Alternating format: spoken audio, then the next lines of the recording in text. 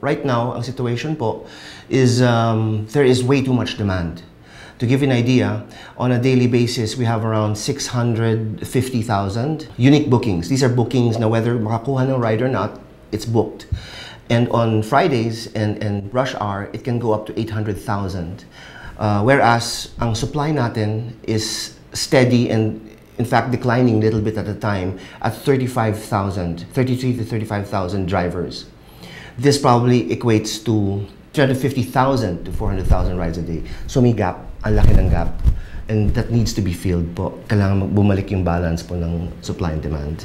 Prior to the departure of Uber from Southeast Asia, between Uber and Grab, I think there were around 120 or 25,000 drivers and cars on the road. No? And ang ginawa po ng LTFRB was that they rationalized yung total number of drivers. No? And they came out February 2018 with a cap, meaning hindi mag-i-exceed doon yung number of supply. So the cap was 65,000.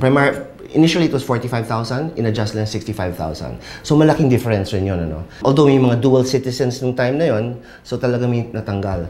But since Uber left the market, ang nangyari po is 100% of the demand of Uber nag-transfer sa Grab, which is understandable because we were the remaining big player at the time.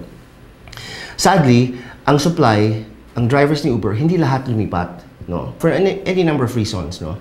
So, ang total na lang na on the road at the time was around 45,000. Sadly, that has come down already to 33,000 because you have to consider coding pa. Isipin mo na lang, 42,000 ano? Drivers on the road every day. Pag tinamaan ng coding yan, automatically 20% mawawala. So, we're talking about 35,000. And every quarter, we lose 15% dahil ayaw na nila mag-drive, lugi sila. Nag-iba yung circumstances sa buhay, bagong trabaho, part-time sila. Mahirap nga po maging Grab driver ngayon kasi hindi na ganun kalaki yung kinikita namin compared before. Kung kumukonti yung cars sa kalsada, eventually may hirapan yung mga riders mag-book. So parang natatagalan sila. So they may opt na mag-taxi na lang or gumamit ng ibang application. Siyempre, in general sentiment talaga nung typical na gumagamit halimbawa ng mga TNVS, kulang talaga yung supply. Ibig sabihin, they keep on trying and trying, particularly during rush hours. Wala silang makuha. And usually, syempre, ang sinisisi doon yung mga apps, ano? Pero what needs to be addressed and what needs to be articulated really is, meron talagang crisis sa supply. Ibig sabihin, konti ang bilang ng mga sasakyan doon sa mga may pangangailangan nito. Ibig sabihin, hindi kaya ng supply yung demand for the cars, ano? So, yun yung immediately kailangan mag-address. And in fairness to LTFRB, sinabi nila, naglabas na sila ng additional 10,000 available. But I think as far as we are concerned, kulang pa yun. Based on our studies, no, for Metro Manila alone, we are thinking a good number to start with in terms of demand to address current supply is around 80,000, 81,000 cars. No? Right now, we have 35,000. Yung 80,000 na yun, if you take away 20% dahil sa coding, magiging around 65,000, which is the cap. So it really actually fits the cap. No? We're not asking to go beyond the cap. Mga 65,000 daily active. Ang pinaka-challenge talaga is maging consistent na kumita na maayos everyday. Maraming challenges like yung 2 pesos per minute, medyo malaking effect sa amin nun. Sabi ko nga, hindi na ganun kalaki yung kinikita or nag-iba na, bumaba na yung kinikita ng isang Grab driver.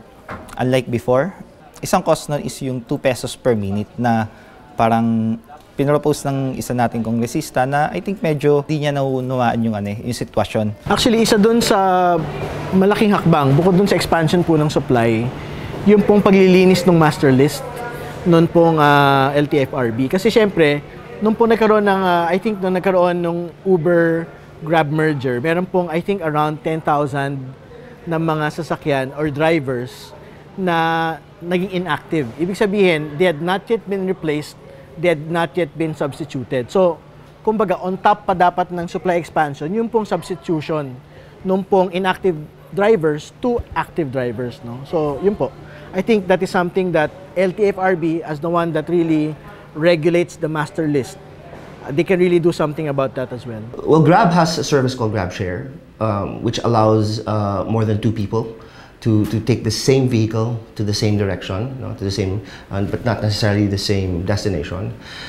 This allows more people to get on the same vehicle, more people in less cars rather. That's one of the services that we have right now, which does help yung lack of supply. We also have another service called GrabHitch, which is being done in Singapore. Basically, GrabHitch is what you call social carpooling. It allows private drivers, private car owners like you and I, to pick up a passenger on the way home, heading the same direction or going to work. The passenger does not need to pay extra. He just needs to pay for the cost of the gasoline, cost of the ride, and for being on the app. So walang extra payment dyan. It's not a money-making venture. It's not for profit. That is a very novel way of helping resolve the congestion issue, especially now we're talking about the HOV, the High Occupancy Vehicle Scheme of MMDA. This can really help. Another very good example is imagine Mega Mall on a rainy Friday night. You can imagine how many hundreds of people are falling in line for a UV Express, for a Grab, for a taxi, for any form of vehicle to take them home. And imagine the same parking lots of Mega Mall A and B are filled with cars that are empty. Imagine each car going down on a platform can pick up the passenger going to Quezon City or Marikina or wherever. So it is a real solution that can solve a real problem. And this is something we want government hopefully to allow us to do. Well, yung pong very important na, I think the public action that can be done is really to talk to LTFRB, right? LTFRB, kasi sila po yung merong hawak talaga ng kapangyarihan, para expand po yung bilang ng mga available po ng mga sasakyan na talagang aabot doon po sa demand na meron po tayo sa kasalukuyan. Riding public, konting pasensya, konting TS. I think Grab is doing its best to serve every rider. Continue to support the ride-hailing services, especially the Grab. Well, for the government regulators, for the LTFRB and the OTR, we are grateful and thankful for the 10,000 new supply that you have promised. And we look forward to working with you and getting that supply on the road. I'm sure the other TNCs echo that as well, that gratitude. But we also want to say that it's a very good first step. But there are other areas where we can still make more efficient. One of them is replacing the dormant drivers of Grab, which are on the master list created by the LTFRB, and replacing them with active drivers who are now at risk of losing their opportunity to drive because of the deadline for getting on the system. And we hope we can work with the LTFRB. We respect the LTFRB, we respect the government agencies regulating us, and we only want to work forward to provide better service for our riding public. And also, we wanted to bring up the issue of the current supply cap, the common base. Right now it's 65,000. We honestly and firmly believe that a number closer to 80,000 would be the right number at this time, considering the time that has passed since it has started, and considering the fact that it hasn't been fully reviewed. We hope that the LTFRB will continue its quarterly review of the demand. 80,000 is a manageable number. 80,000 would equal to 65,000 actual drivers on the road on a daily basis. And we hope and pray that the LTFRB will listen to this call and appeal. For our riding public, we want to thank them for their patience and understanding. We want to let you know that Grab is trying very hard and working very hard to resolve all of the issues that you have raised. Issues on quality, issues on fares, etc. That matter to you. So how you feel about things matter also to us. We are out to really find a balance between drivers and passengers.